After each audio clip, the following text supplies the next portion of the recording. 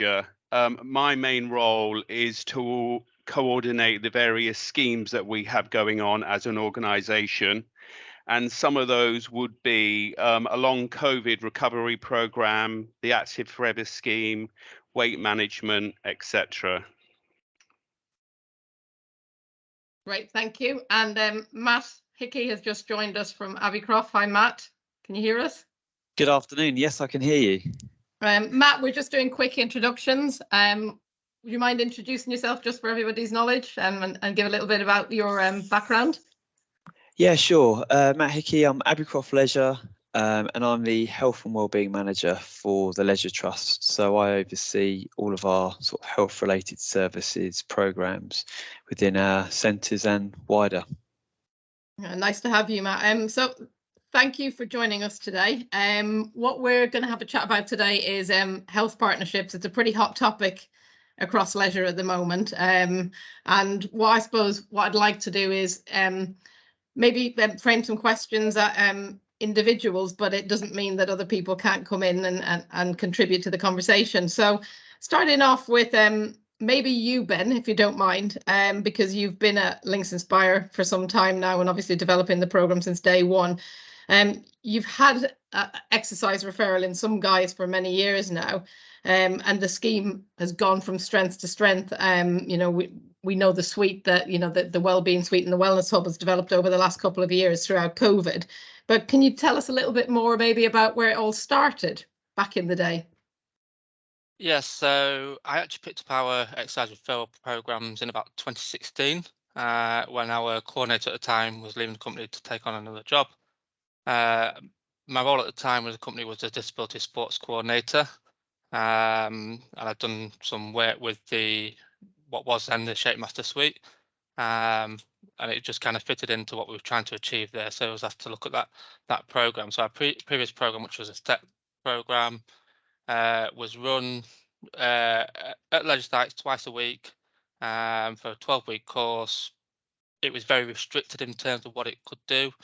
So it's set times, set locations, set activities, and what was really seen over the 4 or 5 years previous to that was a decline on referrals coming through. And when we actually looked deeper into this and looked at the background on the program and the feedback from the customers and things, we identified a number of issues. So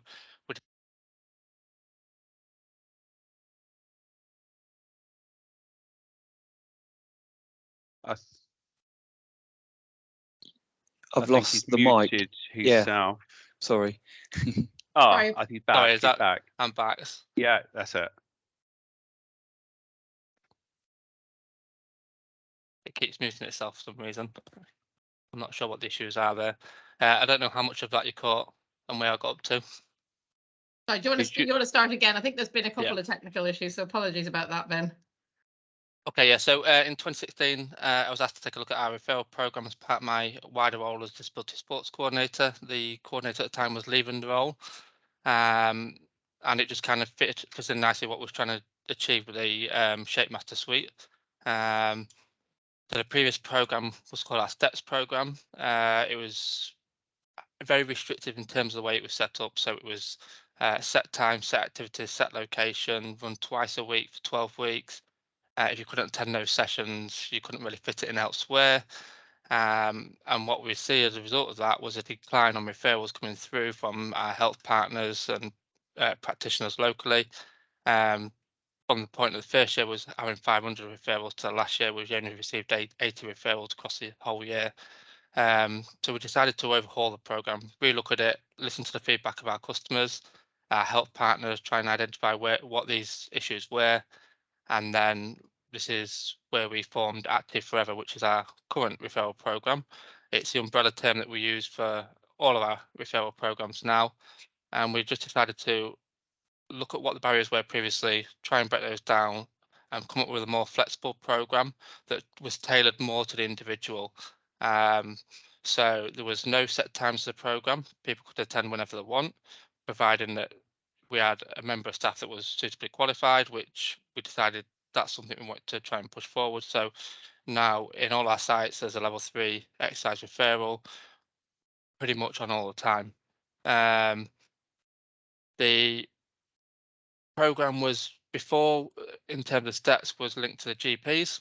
At the time, I went on a conference, and one of the issues highlighted was at the time locally that GPs in our area are about 7 minutes per appointment, which is not a lot of time at all to diagnose, to give appropriate treatment. So we knew there was an issue in terms of referrals coming through that pathway. So we decided to change it and open it up to the wider health professional pathway. So this could be GPs, physio, occupational therapists.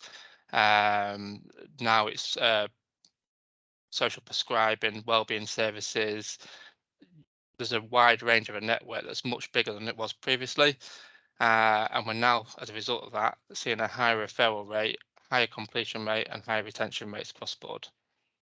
Good stuff. Good stuff. Ian, and I'll open this up as well to Matt, but maybe Ian, you know, obviously you've been, you know, kind of leading the suite over recent years. And I suppose, you know, framing this question at you, Ian, slightly. Over the years, obviously, the appetite with local health partners has developed, I suppose, and grown. And I suppose what I'm trying to ask today is, how have you seen that develop over the years? Because obviously, as Ben's referred to, the scheme has gone from strength to strength, and you're seeing more and more referrals coming through different pathways. So, you know, how has that developed, and is there something that you think has maybe sparked it more than, you know, other things? Obviously, it's a wide range of things. A big part of it is word of mouth. Obviously, you know, if people come in, they have a good experience, especially if they see an improvement in their condition, or even if it's just mentally, socially, they take that away and spread the word. Then the other thing is, we've got a good working relationship. Obviously, we are connected with the local authority, so we've gone in through that avenue. And then we've slowly, over a period of time, chipped away at local, the NHS, and obviously local surgeries, physiotherapists, teams of specialist nurses, so, you know, Parkinson's group and so on. And by doing that, again, by word of mouth experiences, we've engaged that way and built up quite a portfolio locally of local organizations that we deal with. Mm-hmm. Constantly doing outreach. So again, you know, one of the things that we work on is a health and wellbeing calendar. So again, we'll look at certain things, target them. I go out and do a lot of outreach. Just recently did a colorectal awareness sort of morning, whereby a lot of patients came in. I was able to talk to them at the end, along with the team of nurses. We then provided a tour of the facility, and they now are sending referrals. I don't know if you want to elaborate on any more, Ben. I think you've hit most of it. I think the key one that we've really started to do recently is work around the awareness events throughout particular times of the year. I mean, we'll touch on case studies, I'm sure, in a second, but that's been a big factor, looking at people who have done really well in the scheme with certain conditions, and really highlighting those during certain times of the year where it's prevalent. So you're in awareness weeks around whether it's cancer, or, you know, osteoporosis or mental health, you know, sharing those at certain times, working with those partners to come into our centres, you know, free of charge. We're not, you know, saying to them they have to pay for the space. So there's a bit of benefit there in terms of them shouting about their services, engaging with our customers, providing that wider support to those coming in the centre. It's all been a big part of what we're trying to achieve. And going forward, it's something we're growing on. The other thing that we've done a lot with our health partners is we've got a studio space now that we offer them for free of charge. So they come into our centre, they might deliver, say, a full prevention session for an hour a week there. They're bringing people from what would normally go into a hospital, into a community venue, that will do a 12-week program, engage in the centre, hopefully familiarise themselves. So at the end of that process, they will continue to come into the centre and engage with the activities going on in there, rather than just stopping and then in 3 or 4 months' time being re-referred into the service. And that's been a big factor of what we've been trying to achieve around the wellness hub space. Okay. I'm going to bring Matthew in. Afternoon, Matthew. And this again will probably apply equally to Links Inspire and the guys at Grimsby, but what a difference a pandemic makes. You know, I think what you've seen happen down in Suffolk, Matthew, is has a lot to do with, I think, things maybe accelerating due to a pandemic and seeing, you know, a lot of need for the service. Can you just tell us a little bit about the transformation that's happened in Abbeycroft, kind of as the pandemic happened, you remodeled and various bits and pieces. Can you just give the crew a little bit of insight into what's happened over the last couple of years at Abbeycroft? Yeah, sure. Thank you. So yeah, I mean, a similar story in many senses to the other guys, really. We'd always pre-pandemic had an exercise on referral program, but for us, it had always been a paid for by patient service.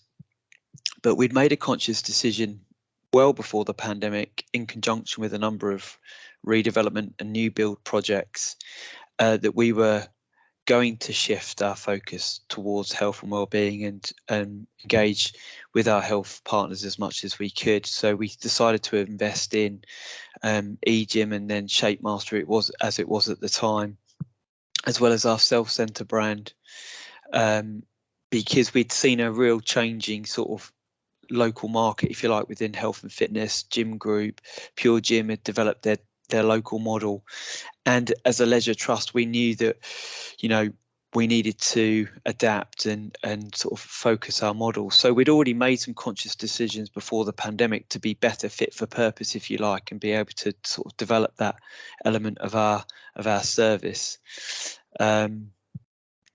But we'd always been on the periphery, if you like, within the health teams. We'd had individual siloed bits of funding for small initiatives, small pieces of health work here and there, but nothing at scale and nothing that was truly embedded within the health pathways, within the health system. And then the pandemic came and because we had started to get a foothold with some of our health partners, we did support our local health teams over the pandemic, and we supported the community teams. We made waitlist calls, we made patient calls, and we also delivered pulmonary respiratory online classes. So we started to sort of develop a stronger relationship and partnership with some of our local health partners. And then when we reopened after the enforced closures, like many of our leisure partners, we simply had to reopen on a lean team sort of principle, if you like, and many of our additional services, like our exercise and referral, like our Active Mums antenatal program, our Stand Tall young person's mental health program, Explore Outdoor programs, they didn't come back. Because previously, as a social enterprise, Abbeycroft had funded those through its surplus, and it's what it did within the rest of the business. And we weren't in a position to bring them back. And at that point, kind of our health partners and local partners woke up, I guess, and they could kind of, for the first time, they were kind of asking, well, where are they? And we need them back. And that's where some really positive conversations started about how our local authority, like it's been mentioned by the other guys, and our health partners within West Suffolk Foundation Trust could collectively financially support us to bring those services back. And from there, we've been able to build some formal pathways, initially focused around pulmonary and respiratory, falls and frailty, and then a wider exercise on referral sort of service. So that's kind of our journey, really, in a real quick nutshell, from sort of 10 years back to where we are at this moment in time.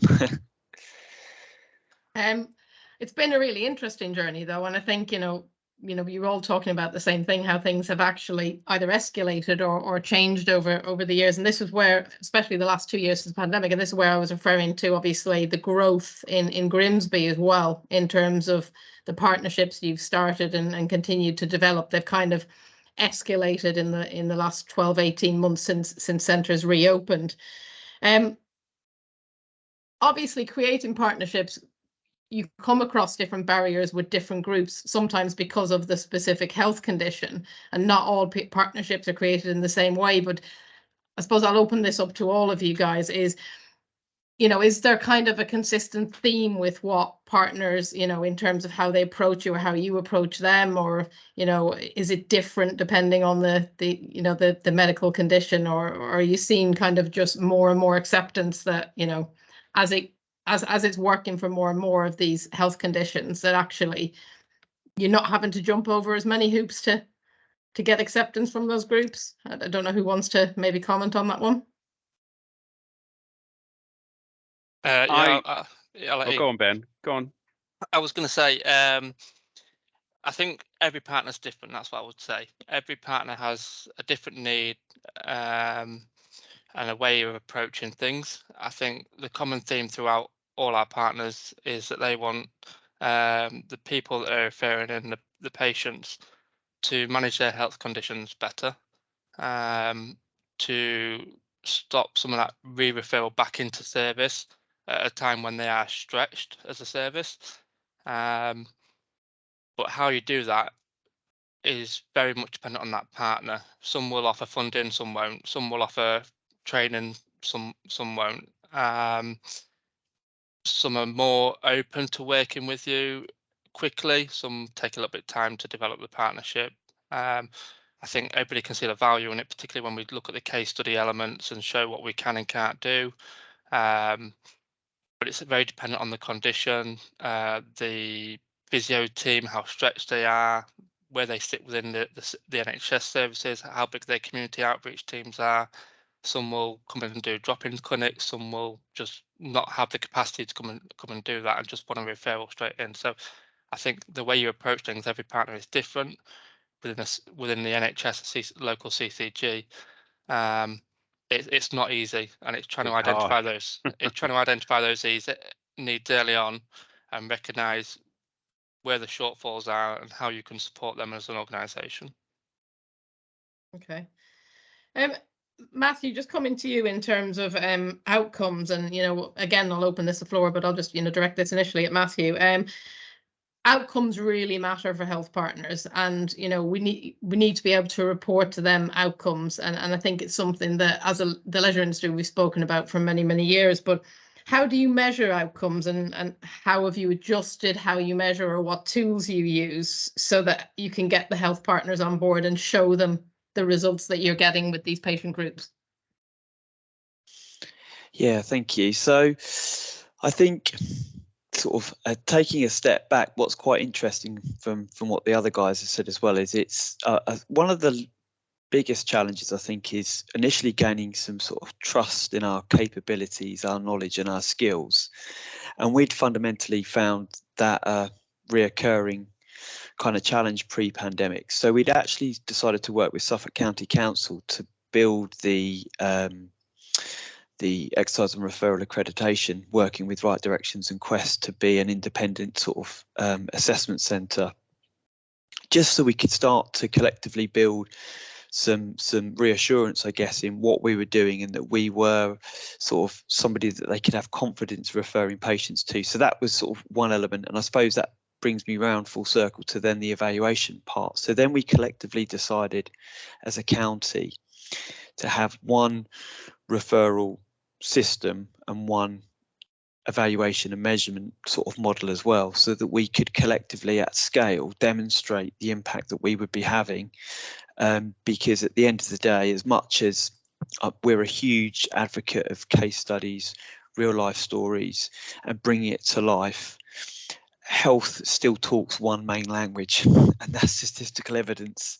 And it's really important, whilst we can showcase some of the impact we can have on people's real lives and how simple things can fundamentally change what someone might be able to do for the next 5 to 10 years, it's still bringing it back down to that sort of evidence base. So we developed sort of 3 key measures really, with IPAC as a physical activity questionnaire, Warwick and Edinburgh wellbeing scale, and then the Falls efficacy scale and the assessment questions. And those were what mattered to our health partners. There are absolutely, with each condition, some individual more detailed evaluations and elements that will be measured. But at scale, we could put those points across to all of the services and all the conditions and all of those that were referred to us. And we're able to then collect those data points at the first 12 and 24 weeks of their time with us, and then we're able to produce that information back in a way and a language that our health partners and funders can kind of understand and kind of immediately see, oh right, that's what they're doing, that's how it's impacting on us. So sorry, I don't know if I've gone off on a tangent there. Yeah, at all, no, and so those 3 tools, I mean, I've heard of all 3 of those, and they're universally used, you know, across the country basically. You know, pulling all that data together, is that something that, you know, your membership management system does, or how, you know, obviously, you know, because it's time consuming, is that something that you do now via a membership management system, or, you know, how does that feed then into the, you know, the health partners? How do you get that data across to them? Yeah, that's a really good question, and that traditionally was what ate up a lot of our health and wellbeing practitioners' time previously, which was sometimes a bit of an excuse possibly, but also a justified kind of element of the amount of work or hours that they would spend not looking after our patients, if you like, our clients. So we invested in referral collectively as a county before the pandemic, and that has enabled us to also have an online referral form. So we've got a single point of contact, which is key for our health professionals. There's one way and one way only that you can refer in. And in the background, we're able to administer those assessments through a number of different mechanisms, whether it be text, an email, obviously phone call and face-to-face. So we can collate that data in a number of different ways, which means that for different individuals, as also talked about previously, we used to be quite fixed. Exercise and referrals between 12 and 4 or between 10 and 4. It's now, you know, Saturdays, Sundays, early evenings, mornings. People can answer the questionnaire when it suits them. It doesn't have to come in for an assessment at 10 o'clock or at 2 o'clock. And we found that we've got greater levels of take up of all of that element of it, which is hugely important to us, because whilst throughput is a great thing to demonstrate, if you still haven't got the outcomes at the end of it, you know, longer term, you're going to really struggle to sort of get that second set of funding or justify why maybe you should be funded in the future. So that's been instrumental to also being able to deliver at scale, which is where we are now, delivering at scale. So yeah. And freeing up some more time of your instructors to see more patients, I presume. Yeah, absolutely. Yeah.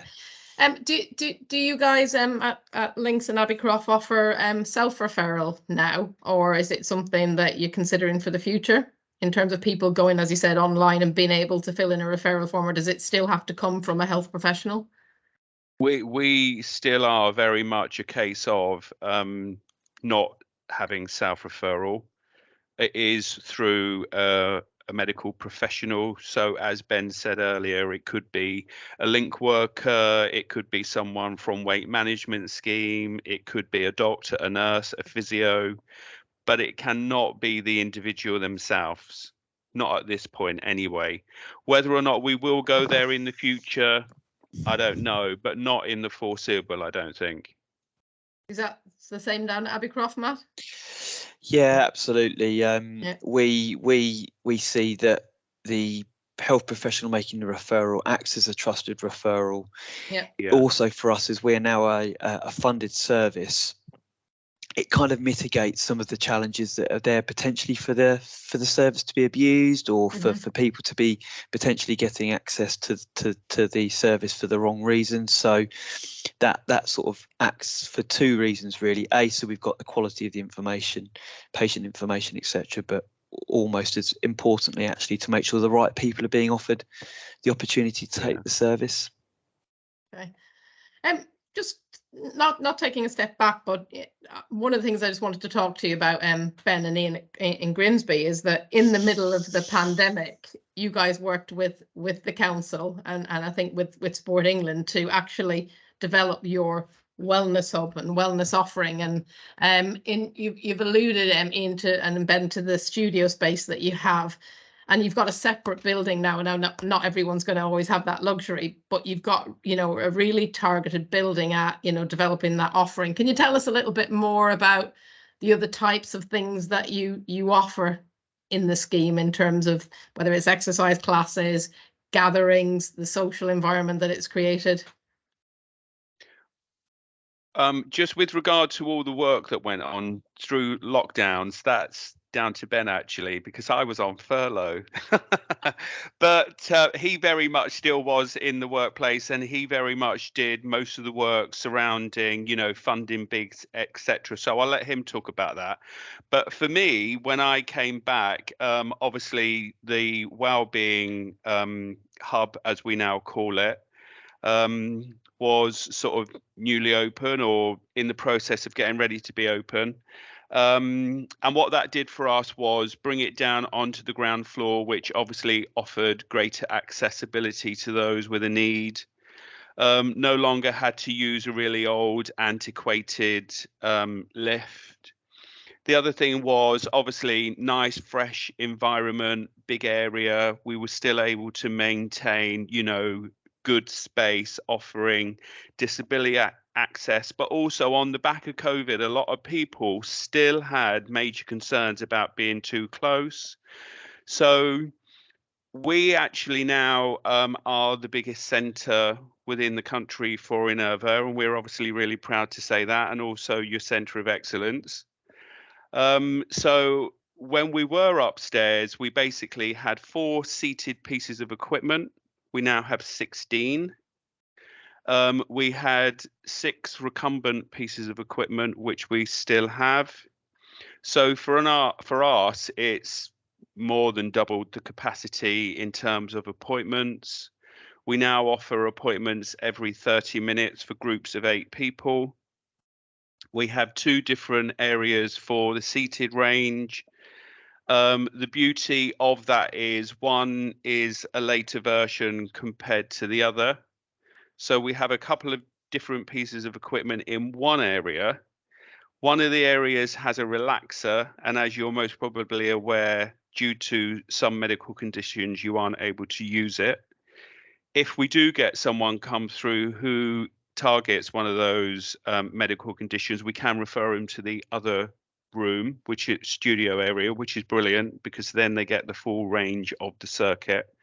And then across the corridor, we've got a nicely dimly lit area for the recumbent equipment, that we primarily sort of focus on relaxation, therapy, mental health, stretching. Yeah, those some people do come in and really engage with the equipment, and that's brilliant, and it can be more challenging than Pilates.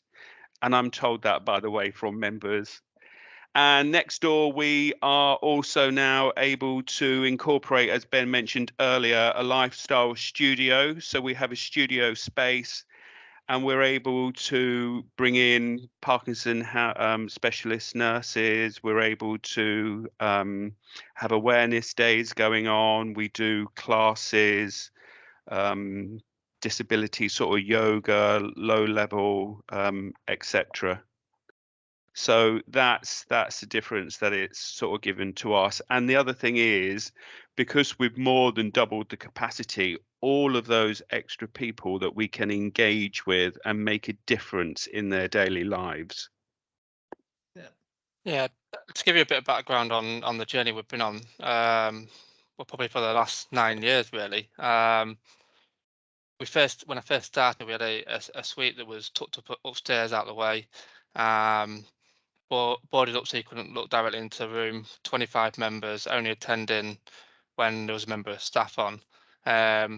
And over the years, we made changes. We added equipment. We designed the room differently. We staffed it to a greater extent, to the point where pre-COVID was about 420, 430 members, just using that particular space. But the biggest issue for us was capacity. So our midweek slot availability was about 85% capacity, with the majority of those free spaces becoming available between 5 p.m. and 8 p.m. So the actual capacity during the daytime from 8 a.m. when we opened until 5 p.m. was more like 95%. So we had a real problem where we had a growing referral scheme, more people wanting to engage, but no capacity to really have a sustainable offer long term. So that's where the the funding element came through from Sport England, North East Lincolnshire Council and Links Inspire, and we decided to move downstairs to an underused area, which was 4 squash courts. So we saw nationally that squash was declining, particularly locally. There was a lack of investment from the governing body that in those sort of areas. So we moved downstairs, and that Ian pointed out, we moved to 22 pieces of equipment in 3 studios, focusing on the social elements. We've got 2 circuits of the chair range. The social element was huge. When you walked into the suite, you'll hear the laughter, you'll hear the people talking. That's what brings members back on a weekly basis, because they make those connections to come at the same time every single week. They'll then go into one of our other spaces and have a cup of coffee or cup of tea for an hour and have a chat. So that we knew that the social element was huge, and that's what we tried to design that around. We provided the recumbent range for focusing more on the mental health and wellbeing aspect, because we still know that there's a need there for that, and that's something we're working with a local partner on in developing in terms of the mental health service locally. But moving that suite from downstairs gave us an estimated capacity around about 800 to 850 members when we're at full capacity. At the minute, we currently sit around 530 members. Considering coming back from post-COVID was about 180.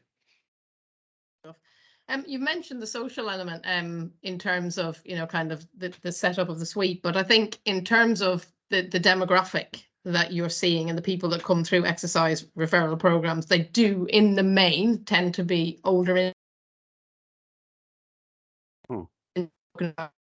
Mentioned a couple of other things like stroke, etc.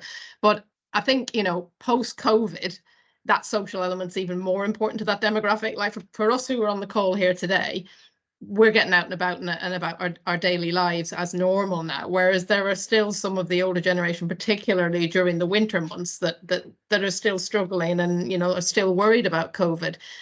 Matthew, in terms of Abbeycroft, have you got any thoughts on the importance of exercise referral and the social element from that older demographic perspective, or have you seen things change since obviously the leisure centre reopened in terms of older people re-engaging, and do you feel that the social element's key as well down where you are?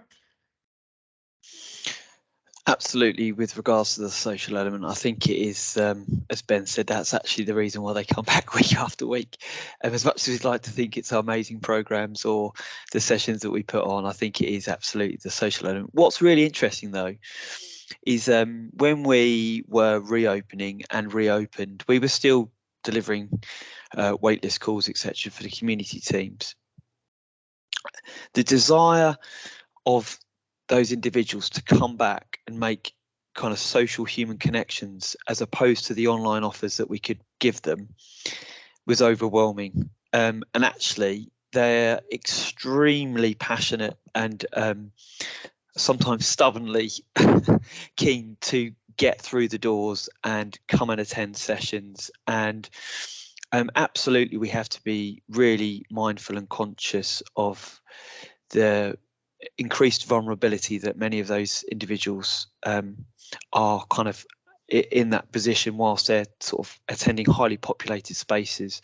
But we put the safe protocols in, etc. But as long as we're doing all of that, they're really, really keen to come in, to take part, to do the sessions face to face, to be part of the classes or whatever.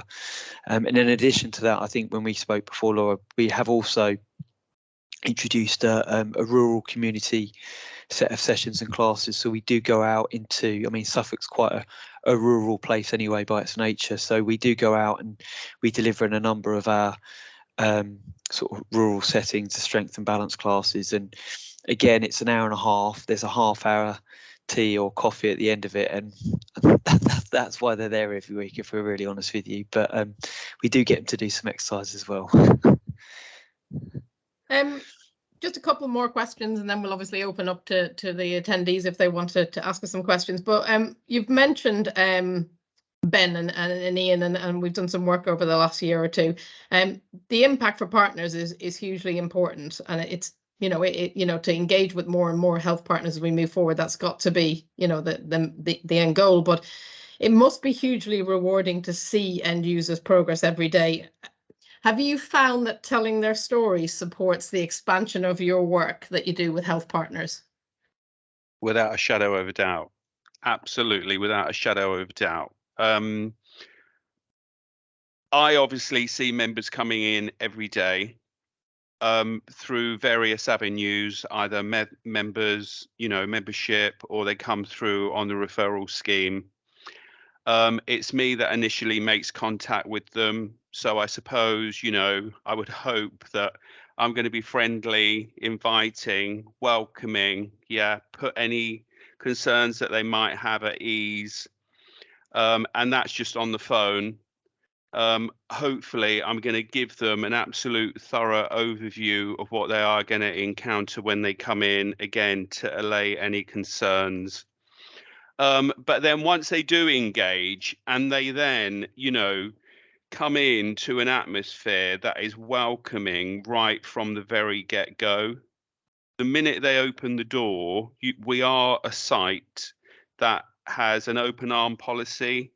We are about absolutely everyone. Everyone is included and everyone is considered to be the same. We're always friendly, approachable. So again, I think that works towards, the overall goal. Obviously, excellent equipment that does absolutely make a difference to their daily lives.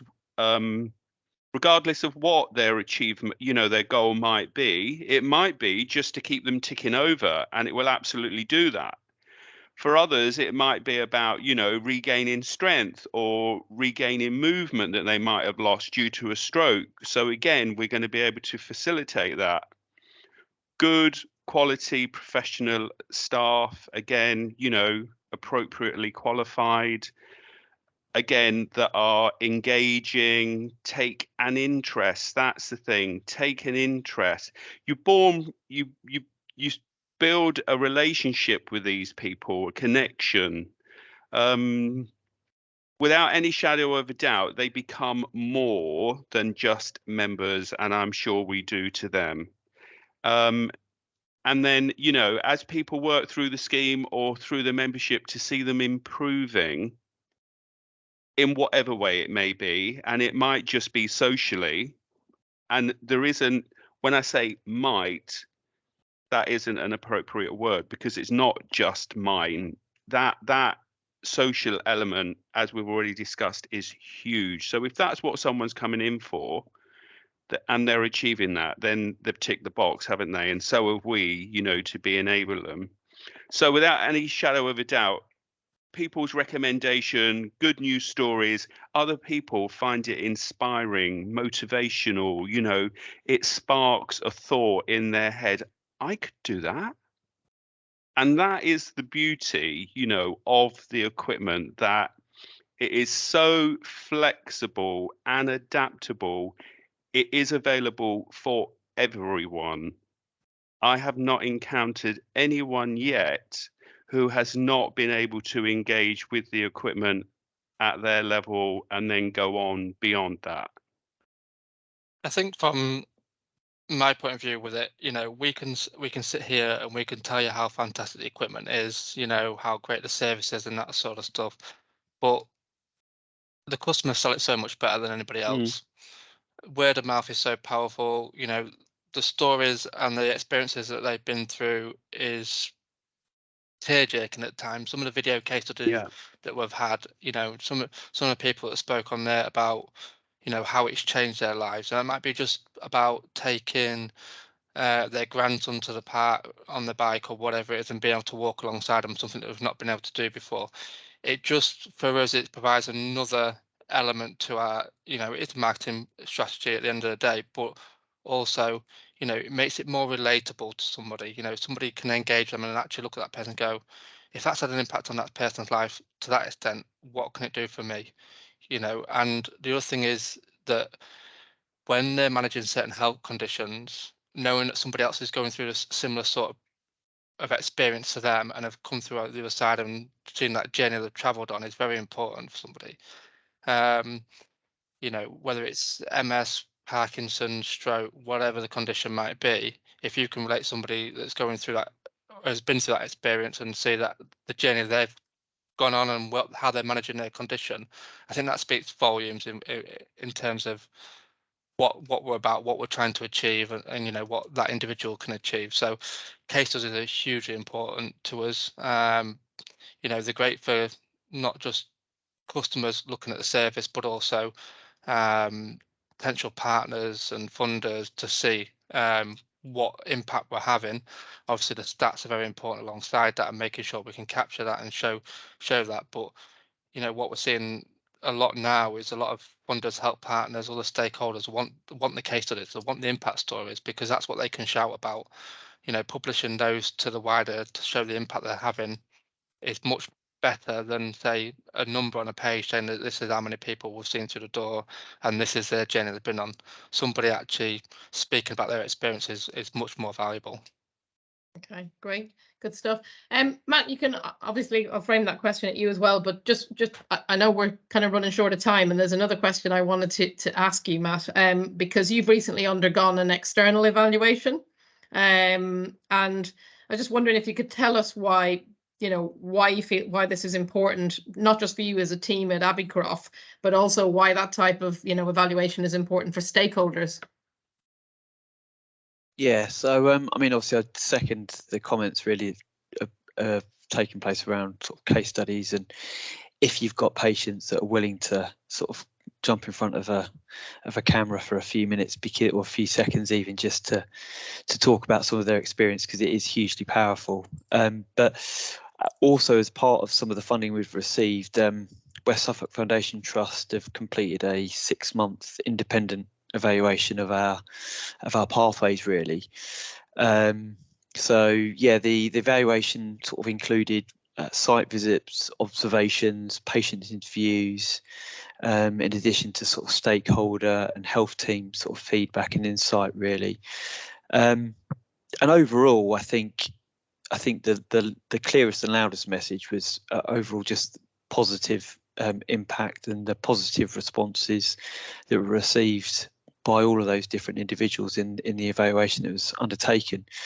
But I suppose, again, as opposed to just it being about percentages and numbers, I think for us what it's done is it's embedded that sort of recommendation independently about the opportunity partnering with the leisure providers gives them, in the sense of, you know, it's a local asset with some really skilled kind of workforce capacity that can really support the health systems, and they're slowly starting to see that and get it and understand it, you know. And as was alluded to at the beginning of the session, really, community teams are seeing the same people every 18 months because, you know, they have limited opportunity, limited time, wait list build, they move them off, but not maybe into the most appropriate or most supportive service or system, and then they're back.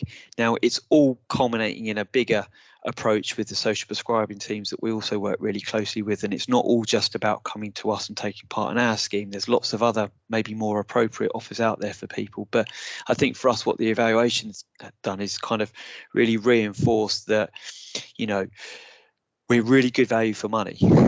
I think it comes down to that. As much as we don't want to talk about it, it is about demonstrating that we are extremely good value for money. And if we can prolong someone's return visit to the community team for 18 months, 2 years, then that's really worth something.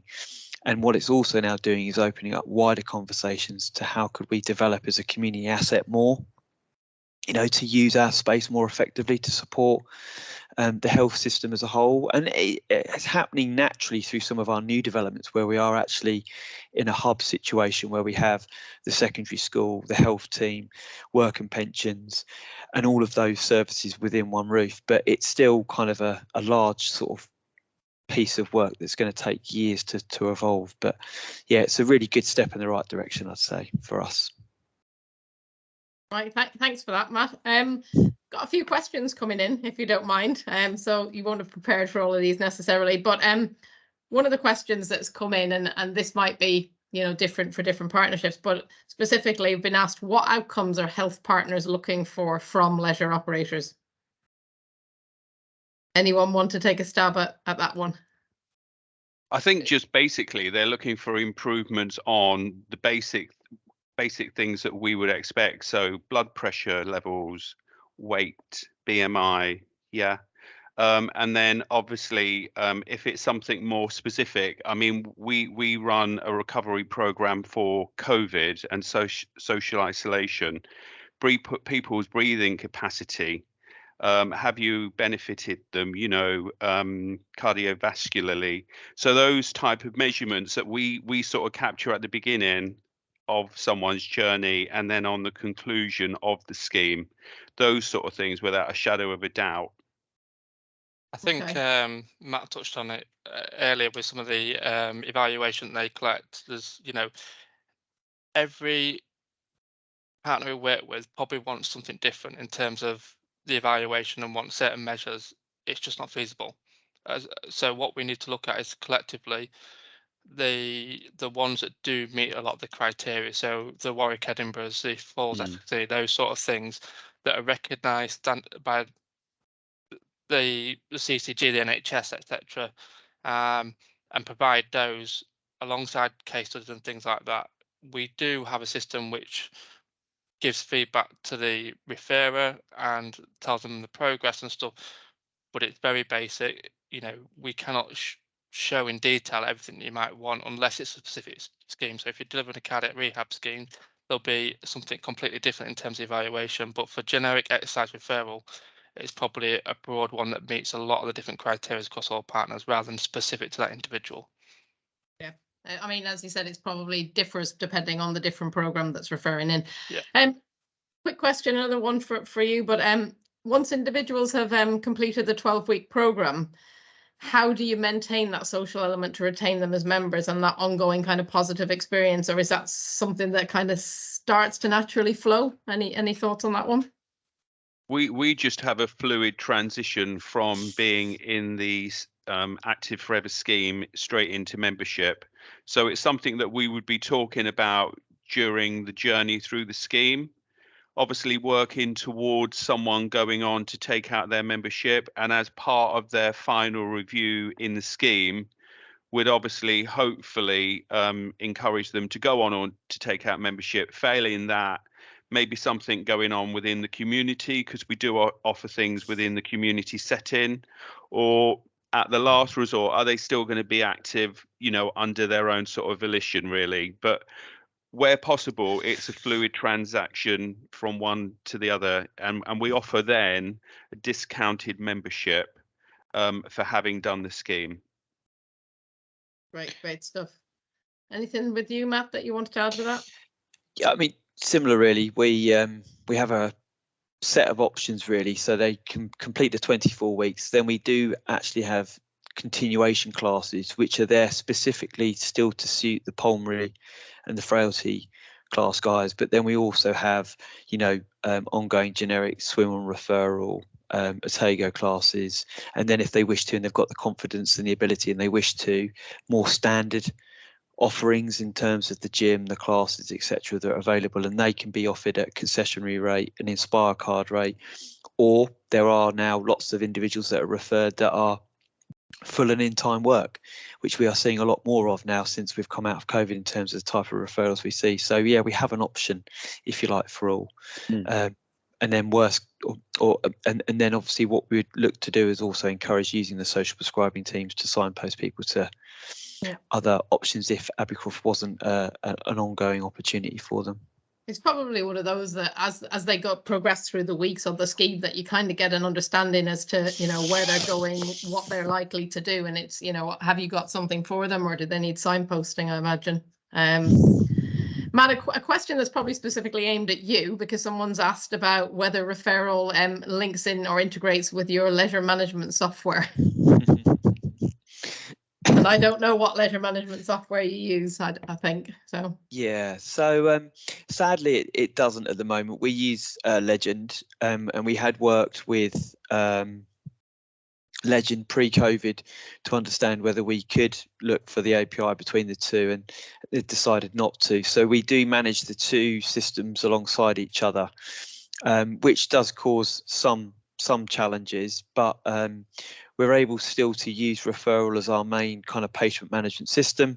And then really from where we successfully engage with the patient, get them through into starting something, we put them onto Legend. And if anything, what it does help us do is almost better understand where we are in terms of our patient journey, because we know those who are onto the Legend system, if you like, have formally engaged in an appointment and have started our service. So whilst it's got its challenges having two systems, we've certainly found a way around it and don't see it as a huge challenge, but sadly they don't work together. Yeah. Quick question, and this is to the floor. If the panel had to choose one single thing that's helped in building strong relationships with health partners, what would it be? Oh, one thing. I think for us, we've just had to kind of take an opportunity, even if it might seem, you know, hard work or quite small scale initially. I think we've played the long game, I think, if I'm being really honest. You know, and I think maybe everyone will be in a different place now to where we the Links guys and we might have been 5 or 6 years ago, because it really felt like you were constantly pushing something uphill. But I still think it's, if you've got an opportunity to take it, and if it seems quite small initially, you know, just go with it, because it can quite quickly snowball into something quite big. So yeah, I don't know if that's one answer, but there you go. Patience, definitely patience. It's a That's slow, the word. yeah, it's a slow, challenging process. As Matt just said, you know, take the small wins, get your foot in the door, and that will soon spiral to something bigger. But you've got to be patient with it. Keep trying to push through those barriers.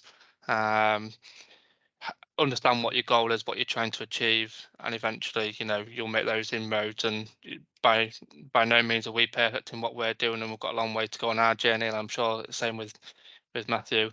But you know, just be patient with it, and keep trying to do the right things, basically.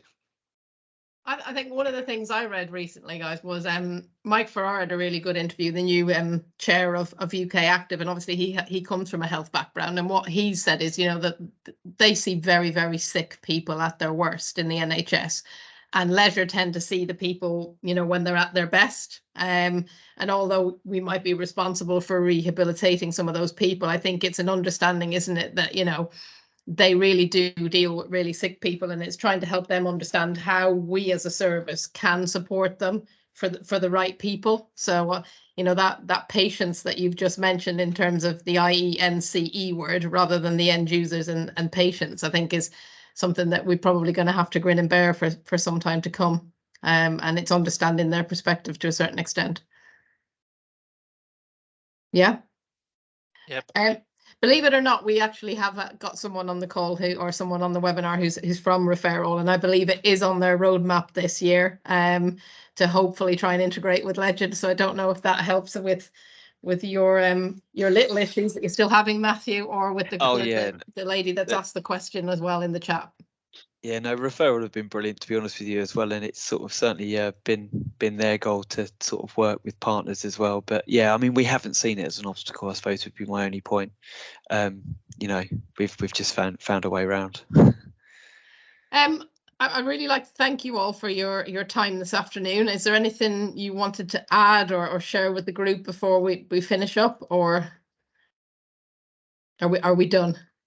I'd just like to add one thing, having thought about what my one thing might be. Having worked with the equipment now for 8 years, the thing that I suppose I would take the most is the fact that it truly does offer accessibility to anyone. You know, I've had people come in that have said to me face to face, I have been told there is nothing, and they emphasize the words nothing out there for me. And this is where these really sort of human connections come to the fore, when you're then able to stand and say, well, this is for you. You know, a double amputee springs to mind who came in who stood in front of me and said, there is nothing. He engaged with the equipment, built connections with people, totally transformed his life, and moved on to the gym. That was just one amazing story. So for me, the one thing that I would choose is, as I mentioned, the amazing equipment that does offer absolutely hope to so many people. Thanks, Ian. That's a lovely note to end on, actually. And I'd like to, say a big thank you to Ben, Ian, and Matt, who've joined us this afternoon to share some of their journey with us. We'll be sharing the webinar with people who couldn't attend today, but thank you guys for your time. And I look forward to hearing more as things progress over the next 12 and 24 months and onwards. Thank you. Okay, thanks, Laura. Thanks all. Thank you. Thank Bye. you. Cheers. Bye. Cheers. Bye-bye. Bye. Bye.